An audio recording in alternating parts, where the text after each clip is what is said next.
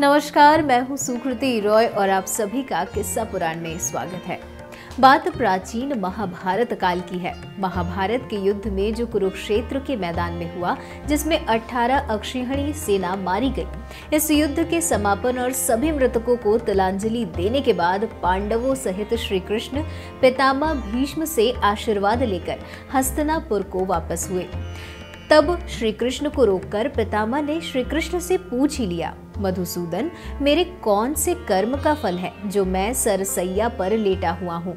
ये बात सुनकर मधुसूदन मुस्कुराए और पितामह भीष्म से पूछा, पितामह, आपको कुछ अपने पूर्व जन्मों का ज्ञान है? इस पर पितामह ने कहा, हाँ श्री कृष्ण, मुझे अपने 100 पूर्व जन्मों का ज्ञान है कि मैंने किसी व्यक्ति का कभी कोई अहित नहीं किया।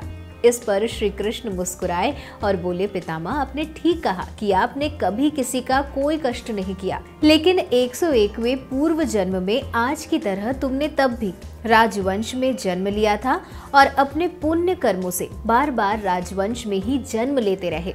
लेकिन उस जन्म में जब तुम युवराज थे, तब एक बार आप शिकार खेलकर जंगल से निकल रहे थे। तभी आपके घोड़े के अग्रभाग पर एक करकैटा वृक्ष से आ गिरा। आपने अपने बाण से उठाकर उसे पीठ के पीछे फेंक दिया। उस समय वो बेरिए के पेड़ पर जाकर गिरा और बेरिए के कांटे उसकी पीठ पर धंस गए, क्योंकि पीठ के बल ही वो जाकर गिरा था।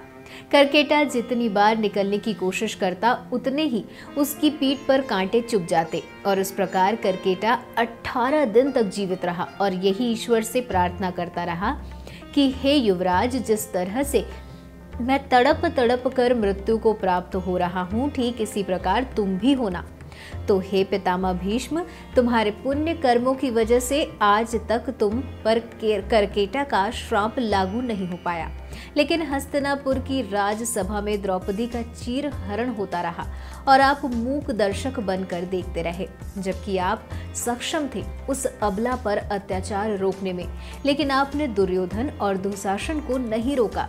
इसी कारण पितामह आपके सारे पुण्य कर्म क्षीण हो गए और करकेटा का श्राप आप पर लागू हो गया। अतः पितामह, प्रत्येक मनुष्य को अपने कर्मों का फल कभी न कभी तो भोगना ही पड़ता है।